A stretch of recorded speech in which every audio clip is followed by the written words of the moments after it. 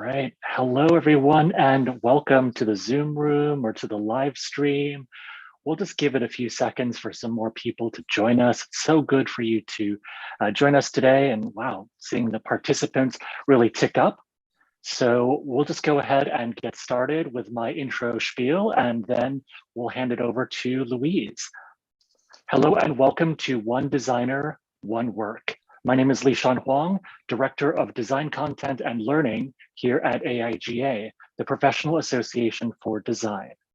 One Designer, One Work is an online series, we do it once a month, from AIGA that features one guest presenter, a different guest presenter every time. And in that episode, they showcase a piece of creative work that is personally meaningful. It could be something that challenges them, inspires them, or guides them in their own creative practice. I'd also like to take a moment to thank our members because your continuing support makes programming like this possible. So thank you for being an AIGA member.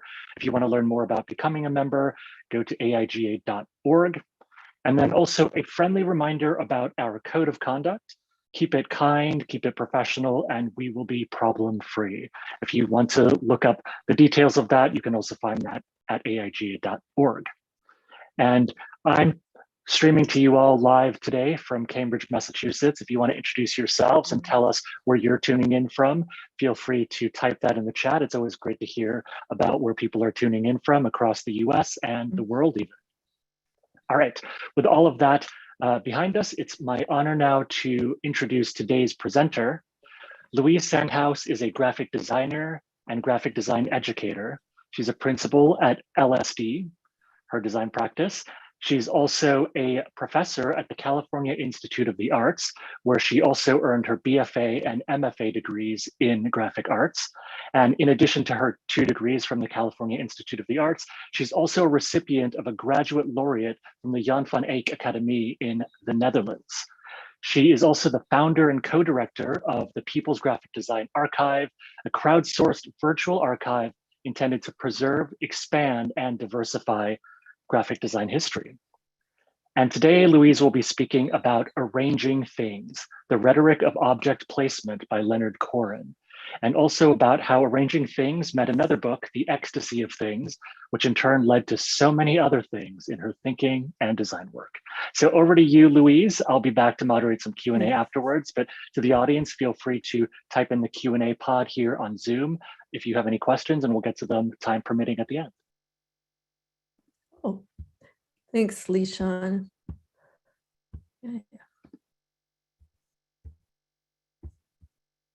Okay, so hi, everyone.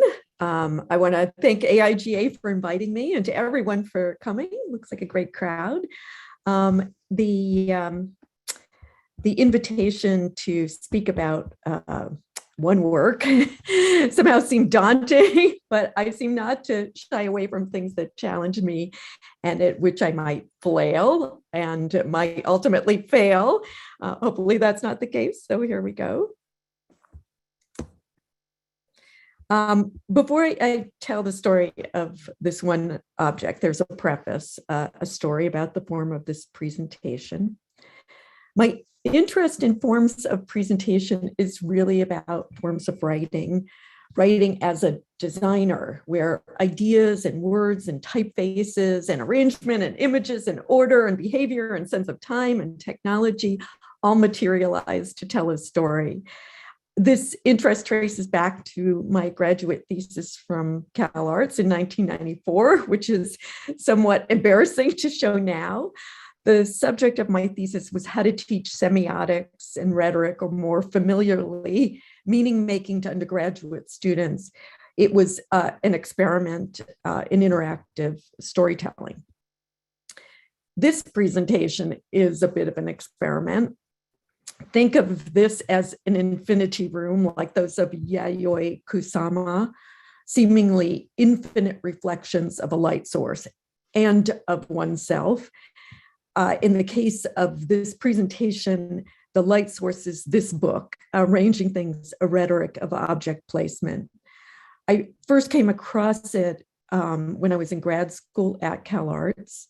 It was probably Lorraine Wild who turned me onto it. Leonard Koren, the author, was a friend of Lorraine's and by extension, a friend of the program. And Leonard did make a very short visit to CalArts. Let me briefly share the book with you. This book, and why I chose it, is that it has also been a refracting point of light for me in my own practice as a designer. So I'll just let you see a few pages here. The book has stuck with me through the years. I've lost count of how many copies I've given as gifts to friends. This includes my friend Ed. Ed, as far as I'm concerned, is the master of arranging things. He's an obsessive shopper. He sees a fantastic object, whether in a gallery or a trash can or his local Goodwill, and he can't help himself. Aside from finding fantastic things, though, Ed has an instinct for arranging his objects in ways that seem to double their fantasticness. Ed isn't alone. World of Interiors, a magazine that was once fairly obscure and that Lorraine also turned me on to, is a study of those who have obsessively arranged things. And here you see a few images from the publication. But back to Leonard Koren. Koren is best known for his book, Wabi Sabi. The book was incredibly influential and probably sold a zillion copies. It praised the imperfect. The imperfect was something I was really good at, if not perfect. And yet this book never captured my heart, and I've actually never read it, I'm embarrassed to say. The idea it presents, however, and remained, which is permission to do stuff that doesn't replicate an ideal and instead embraces the values of, quote, the imperfect, impermanent, and incomplete. This was a 180-degree about face from the perfection in the form of mastery of modernist design that was my objective in going to grad school in the first place, before I discovered CalArts, of course. Leonard Koren was one of the founders of Wet, the magazine of gourmet bathing. It was published from 1976 through 1981, first in Venice, California, and later in Santa Monica. As Koren explained, it began with his fascination while in architecture school with more humane places than monumental buildings. Quote, places you go to feel safe and secure, the kinds of places that induce you to let go and be yourself. Thus, his interest in the bathroom and baths that became the publication Wet. One of the best-known covers for Wet was the one designed in 1979 by April Greiman and Jamie Odgers. It was evocative of the new wave heyday in California, one for which Greiman and Odgers were greatly responsible, a kind of design that seems so distinctly California. And what was distinctly California, of course, was the subject of my book from 2014, Earthquakes, Mudslides, Fires, and Riots, California in Graphic Design, 1936 to 1986, which, by the way, circles back to my interest in writing as a designer. But one last curious connection to arranging things, which connected to Wet, which connected to April and Jamie's cover, is the photo in the center, which was shot by the celebrity photographer Guy Webster, who was also part of Wet Magazine. And after grad school and after my book and after my move to Ojai, which is where I live and am now, turned out to be my neighbor. It's a small world. There's a story about the mask that's hand-drawn over the photo that was told to me by April, but I don't recall what that was. And in any case, I digress and back to arranging things. The first thing that struck me was the title, or more specifically, the subtitle, A Rhetoric of Object Placement. A rhetoric of object placement. I puzzled over the word rhetoric. When it comes down to it, rhetoric is simply language. As the University of Illinois put it, rhetoric is the way in which you communicate in everyday life. These communications can be persuasive in nature and can be made of text, images, video, or other types of media, including, I guess, objects, which are certainly part of everyday life. So the subtitle might be thought of as a language of object placement. At first, I thought that Leonard Koren had made a little book about some insider special rules concerning the proper way to arrange things, like grammar in language. But how could that possibly be? Because the experience of arranged things depends on how you encounter them from your physical experience, where you are in space, or how tall or short you are, stuff like that. My friend, the artist James Osher, seems to have thought of this as well.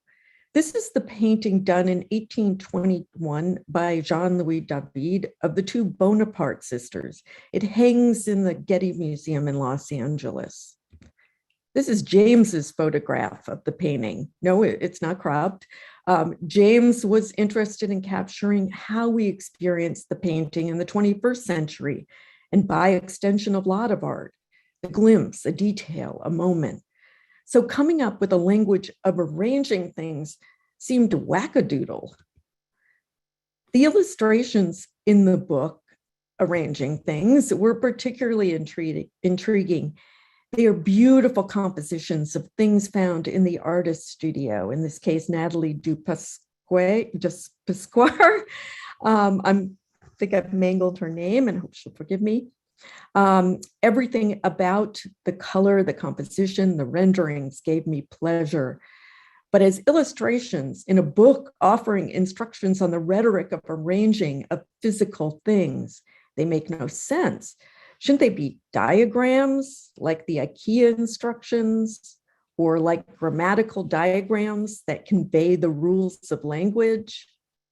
Using pictures of language was an approach invented by schoolteacher Stephen Watkins Clark around 1847.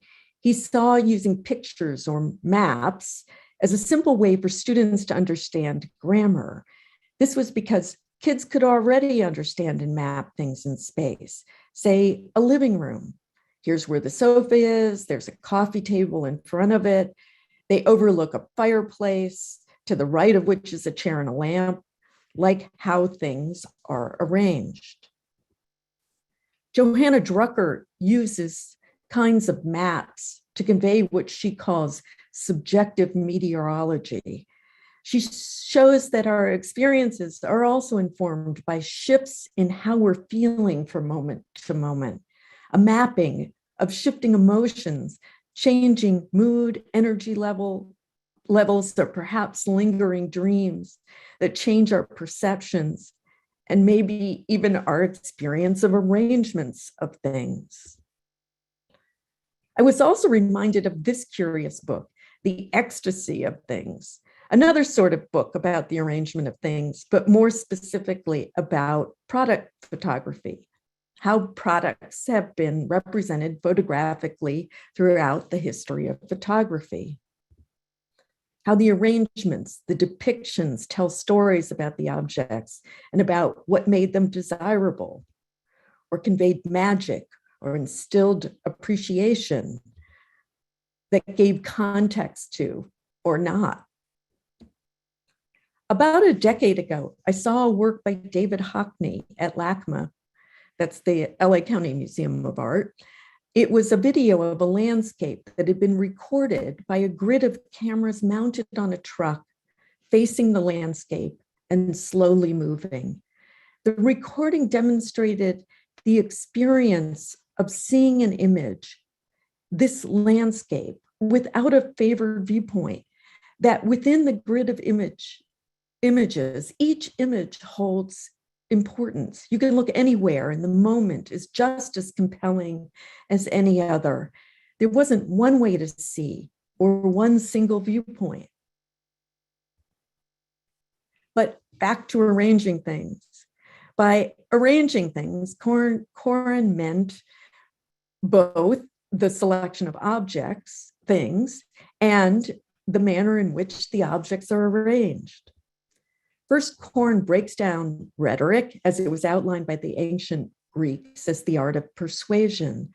The parts were invention, identifying a logic by which to make the argument; arrangement, effective order by which the argument takes place; style, the language choices; making and memory, making it all memorable; delivery, how it's conveyed, like me here trying to convince you how special the book Arranging Things is. And then Koren thinks about rhetoric as it might be applied to physical objects, to arranging things instead of words or arguments. He comes up with his own system, which is organized into 3 categories. Category 1 is physicality. It includes hierarchy or visual impact, alignment, spatial orientation and relationships; sensoriality, appeal to the senses. And then category 2, abstraction, metaphor, the transformation of meaning; mystification, intentional ambiguity; mystification, intentional ambiguity. Narrative is his third, or integration is the third category. And there's coherence, the intelligibility of the arrangement, and resonance, what sustains interests and stimulates new ideas. In the last half of the book, he offers brief historical analyses, his principles, which he applies to each of the arrangements or these beautiful paintings that are in the book. And so here's an example of his rhetorical analysis applied to this one arrangement. So here, hierarchy, the item on the right has the slight advantage; alignment, the objects aligned and centered; sensoriality, the hard object juxtaposed with the softer one; metaphor, opposites attract, are these 2 buddies; mystification, what's going on here when these objects have nothing in common; narrative, what are we supposed to look at? Or why are we supposed to look at these? Resonance, the relationship; coherence, contrasting sensuality and anthropomorphism. I mean, come on, that's really amazing. These rules remind me of the principles of design that look something like this, or the Immaculate Heart College Art Department rules that Corita Kent compiled to inspire students, including a rule by the musician John Cage. The last one, which is, we're breaking all the rules, even our own rules. I thought a lot about arranging things when I became an exhibition designer, like this exhibition that was for the Hammer Museum with my partners, Tim Durfee and Iris Rain. This is also from that same exhibition. Here. And this one for the Center for Photography in New York. This was only skin deep.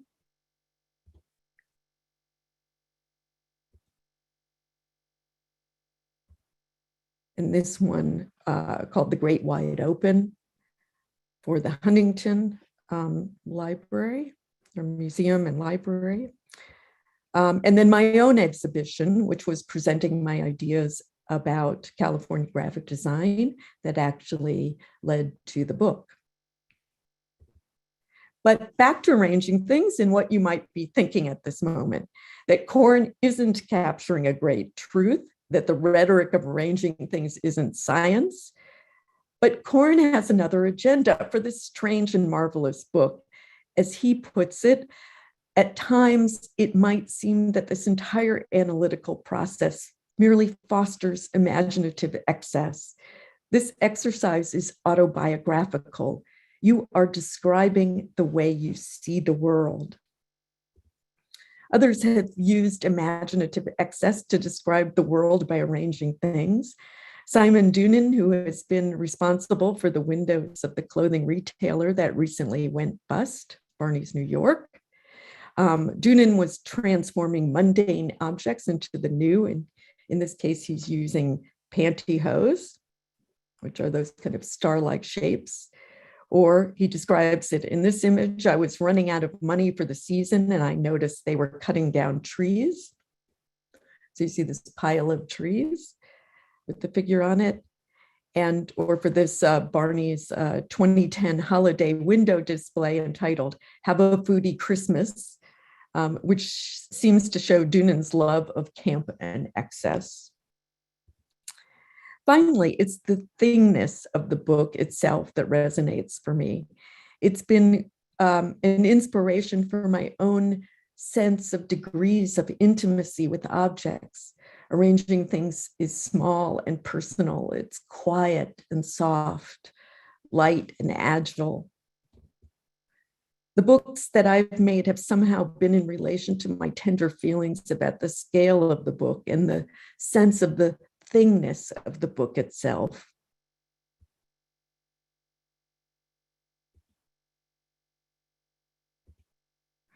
Finally, back to this idea, the magic for me of arranging things is that it presents rules that aren't greater truths.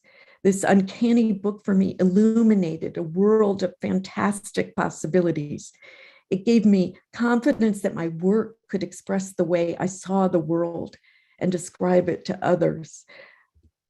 So returning to this image of seemingly infinite lights, reflecting from the book, Arranging Things, my final reflection for today would be this: the People's Graphic Design Archive, as Lishan said at the beginning here, a crowdsourced virtual archive of graphic design history, which was a response to seeing a world in which graphic design's history was narrow and too much of it was ending up in dumpsters. Finally, a small addendum. It had been 30 years since I'd briefly met Leonard Koren, until a few days ago when a friend reconnected us.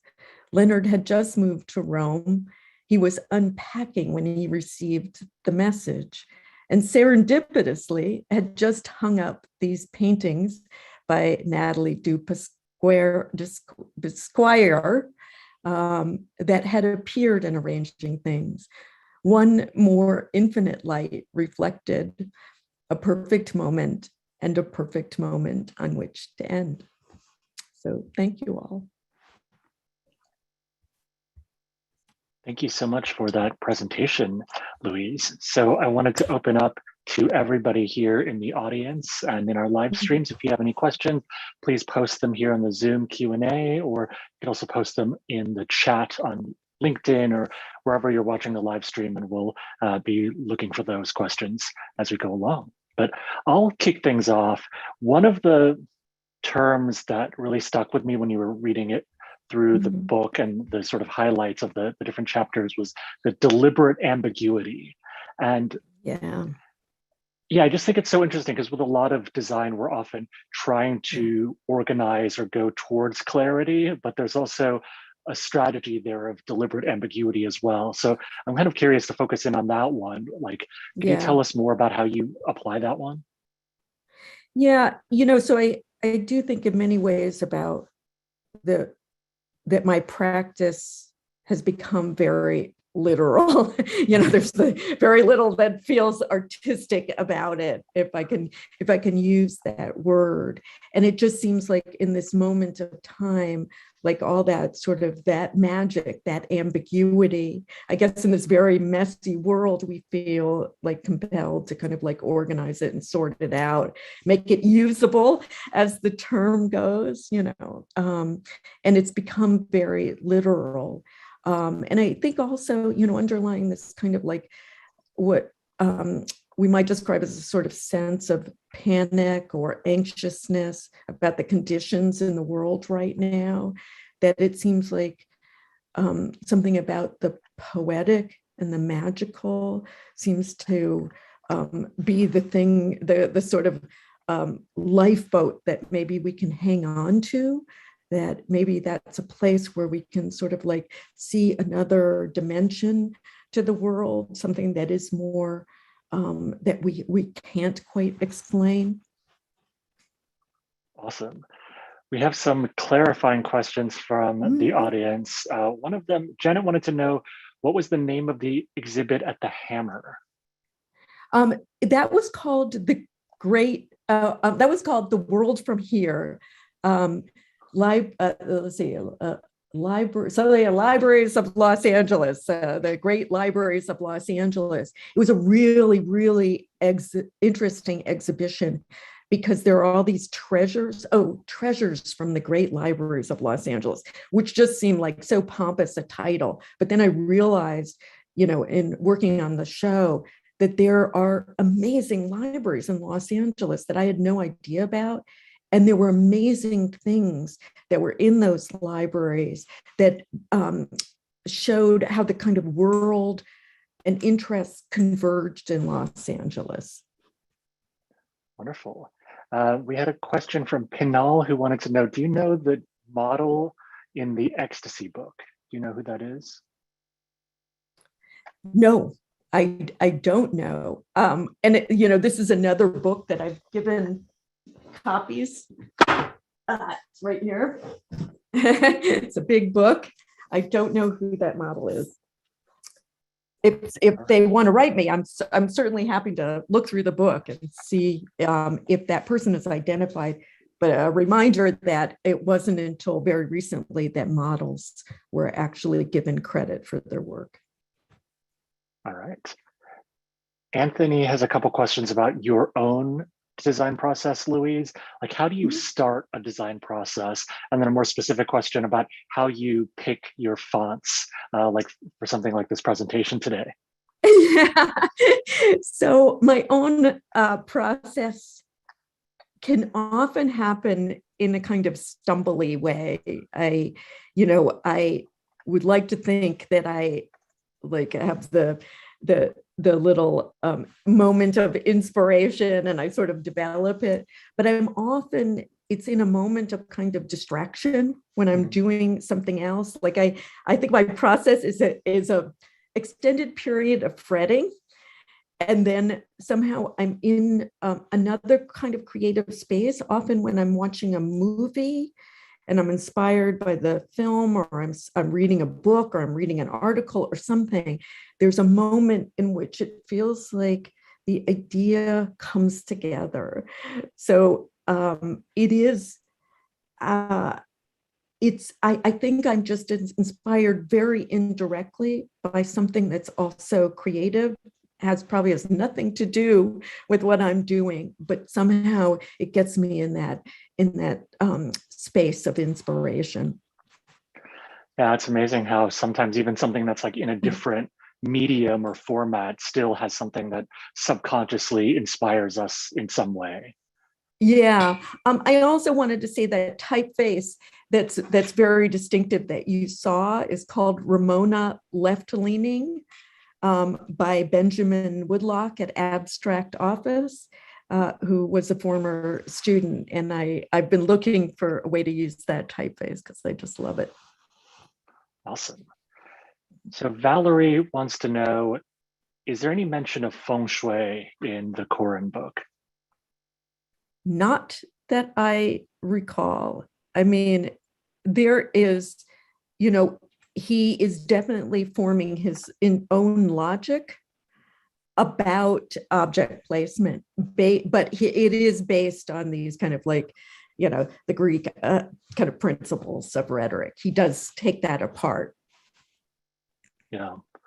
Yeah, I think it's interesting, that question too, of like thinking about it through these different multicultural contexts, right? And how we bring in these different traditions as we think about it. That takes us to James's question. Could you address the personal versus the universal? James has been studying accessibility and user experience and wonders about the possibility of quirkiness or the personal while we produce things for big audiences and have this requirement for universality. Oh man, that's so hard, especially in this moment. It's such a complex and interesting question, so, what do we, what do we share universally? Hopefully that has something to do with our humanness. Something that I'm thinking a lot now in sort of negotiating the world. How do I show recognize the humanity of others? And so we could say that that's kind of universal and, just showing that to others. But in terms of meaning, again, this idea of, as we ponder what the coloniality and what comprises that, to assume that other people understand things or that that we know how things mean. And so the lineage, of something coming from each individual person, kind of like tracing one's individual sense of things, seems like an interesting starting point. And thinking about like who shares that, as opposed to thinking that somehow you can achieve a kind of universality. It's a really interesting moment in design right now. I could keep going about this, but I see other questions coming in here. Yeah, I think somebody from our audience at Pinel wanted to just acknowledge that it was beautiful what you said about recognizing the humanity of others and that there's a purpose behind this inspiration. I thought that was a great response to what we're talking about here. I'll just also read off another audience comment here, not a question, but a statement. So from Sophia saying, just finished reading Baseline Shift, Untold Stories of Women in Graphic Design History, which included a nice story by Louise. The book is written by Sean Adams, so check that out for folks in the audience if you want to. Actually, just to sort that out, the book is edited by Briar Levitt, and Sean Adams and I wrote the essay about Margaret Larson. Got it. Okay, thank you for that clarification. Awesome. Leslie has a question about how your awareness of objects and rhetoric of objects has shifted during the pandemic, presumably as we've been more in our domestic spaces. Yeah. Okay,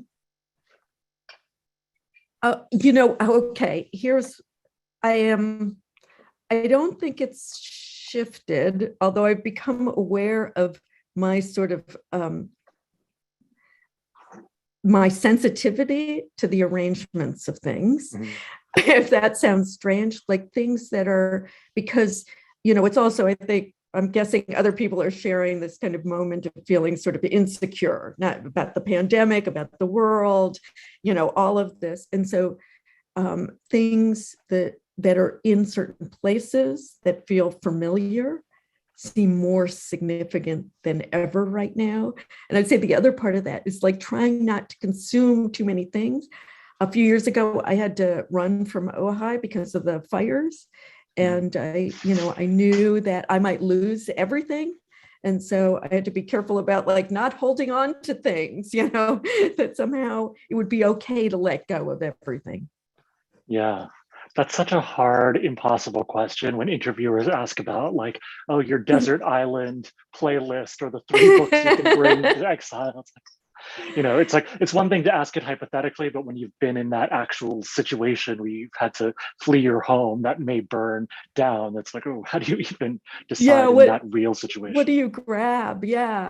What do you grab? So let's see, have you used this book about arranging things in your classes, and how do your students respond to that?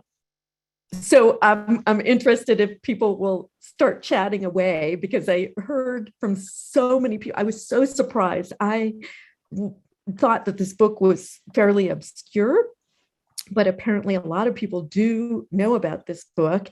And I think a lot of them might be my students, because I was obsessive about bringing this book in. So I taught a class that was essentially about exhibition design. And I definitely shared this book with everybody. What were some of your students' thoughts about it when you did share it with them?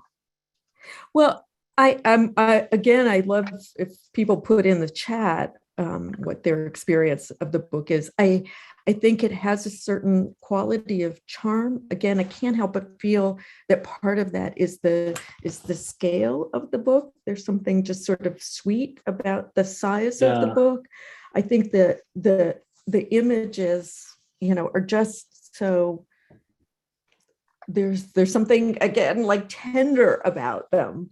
There's the quality of the painting. And I think they seem recognizable to designers. And I think just this strange set of principles, I think, was inspiring. Thank yes, you. People are putting in how expensive it is now. So many questions. Apologies in advance if we don't get to all of them. I'm just trying to balance them out now. Janet has this great question about print versus digital. Do you feel that there's as much poetic ambiguity in the digital space as there is in the world of print objects? And do you feel like there is as much appreciation of the usage of typography and images in the digital space compared to a physical book? Well, I like to think that there is, but I can sense, as we seem to be sucked into the digital world, the metaverse, that our longing for the physical world seems to have deepened, and that people are placing greater value or desirability about physical things.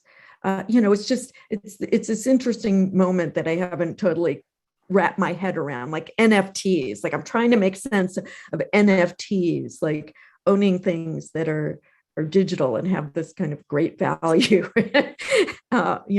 What does that mean? But I'm also curious, these pencils these Blackwing pencils, that are coming out in this moment, that's just so interesting. They draw on the physical object and how it works and the quality of the lead and all of that happening at this very moment that NFTs are happening. Yeah, I think there's this human urge to collect things, whether it is physical or digital, right? Yeah. And they all have personal significance. And it has a lot to do with people like to touch things. Why is it that in museums we want to touch the paint on things? Yeah. Could you tell us more about your teaching? Alina wants to know, what class do you teach? Oh, so normally I teach design theory, and I teach the history of motion graphics. I started teaching, of all odd things, during the pandemic, professional practice, which is for the graduating BFA 4 students. And that's been really interesting. That takes me back. Right now, I'm working with the graduate students in what we call graduate seminar. That's kind of it. All right. And are you currently working on any exhibitions? No. It's funny because suddenly I've gotten all these requests that have come in the last few weeks about exhibitions, but all my energy is going into my teaching and to the People's Graphic Design Archive. What I shared there, by the way, was the living prototype, which was built in Notion. But we are in the process of building a permanent dedicated platform to the People's Graphic Design Archive. So that should be out in a few months. Yeah, I see Breyer just put a link up there. Awesome. Thanks for sharing that link. I'll post it to LinkedIn as well for the folks who are watching along with us there. Yeah.